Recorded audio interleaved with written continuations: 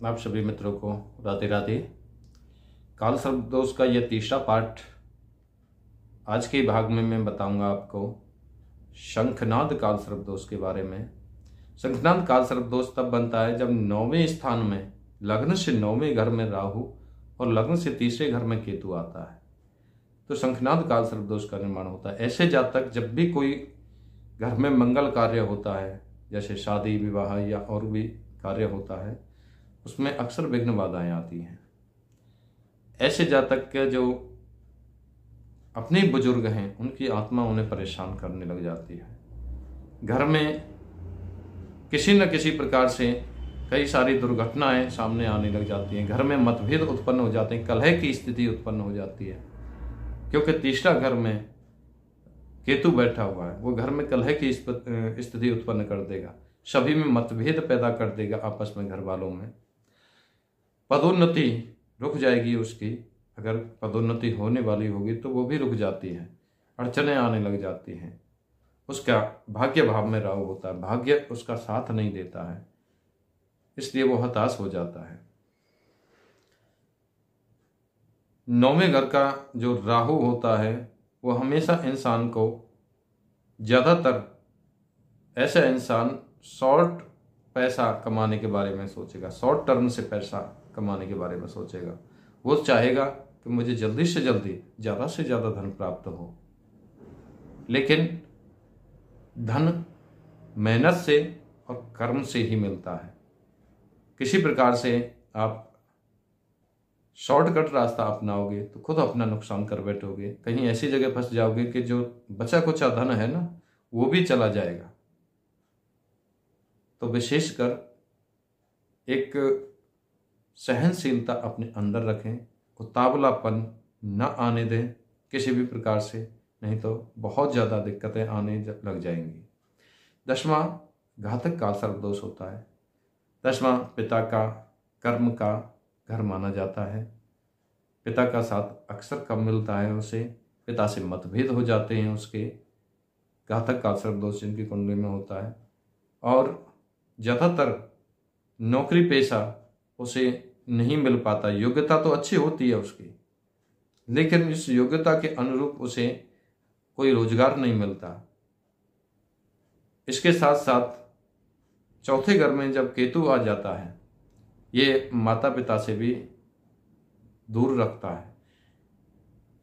माता पिता से दूर रखने के साथ साथ वह उसके अंदर में एक ओवर कॉन्फिडेंस आ जाता है।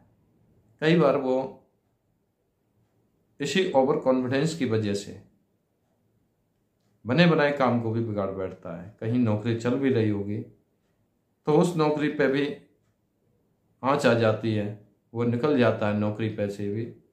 किसी भी प्रकार से अगर उसके अंदर एक ओवर कॉन्फिडेंस आ जाता है तो अपनी वाणी पर नियंत्रण रखें। अपने कार्यों में हमेशा ऐसा कार्य करें जिससे कि सामने वाले को दुख ना हो। किसी प्रकार से ऐसा अनैतिक कार्य ना करें जिससे कि आपके माँ बाप को ठेस पहुंचे, आपके माँ बाप के मान सम्मान को हानि हो। घातक काल सर्प दोष ज़्यादातर माँ बाप से वैमनस्य रखवाता है।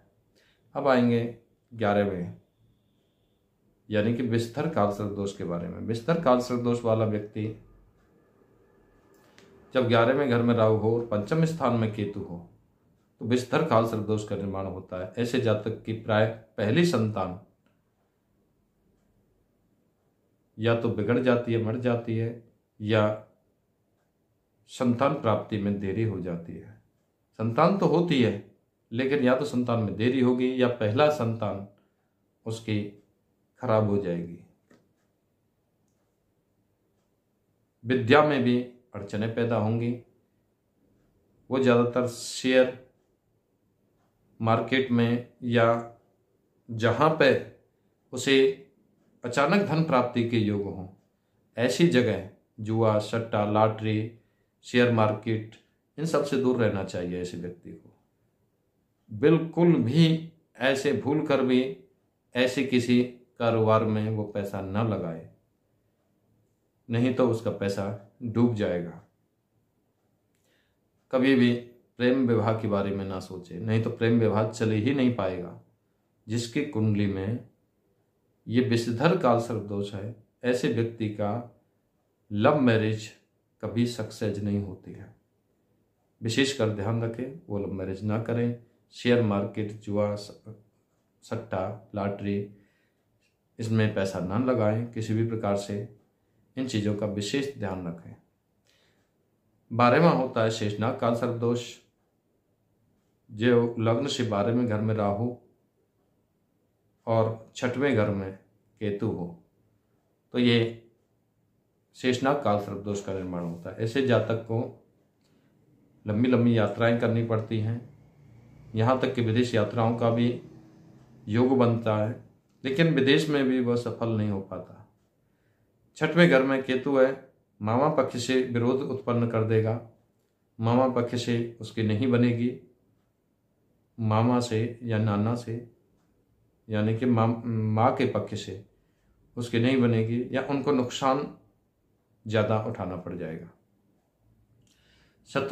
शत्रु जो होते हैं उसके खिलाफ षड्यंत्र रचेंगे और यंत्र मंत्र टोने टोटके का सहारा लेंगे उसे गिराने के लिए। किसी भी प्रकार से वो जातक उन्नति तो करता है, लेकिन जैसे ही चढ़ेगा उससे तेजी से वो नीचे गिरता है। तो उसे विशेष रूप से बहुत ज़्यादा बिलीव किसी पर नहीं करना चाहिए। अपने स्वास्थ्य का विशेष ध्यान रखना चाहिए, क्योंकि 6वें घर में केतु ज़्यादातर पीठ में दर्द, घुटनों में दर्द, सर में दर्द, जोड़ों में दर्द, ज़्यादातर दर्द की समस्या बहुत ज़्यादा देता है और पेट में भी दर्द की समस्या उत्पन्न कर देता है। पाचन शक्ति से संबंधित प्रॉब्लम पैदा कर देता है। तो ये मैंने 12वें काल सर्प दोष के बारे में बताया।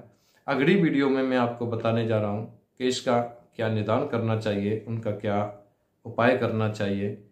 नाग पंचमी आ रही है, इस पर क्या करना चाहिए जिससे कि हमारा काल सर्प दोष पूर्ण रूप से शांत हो। आगे की वीडियो में मैं आपको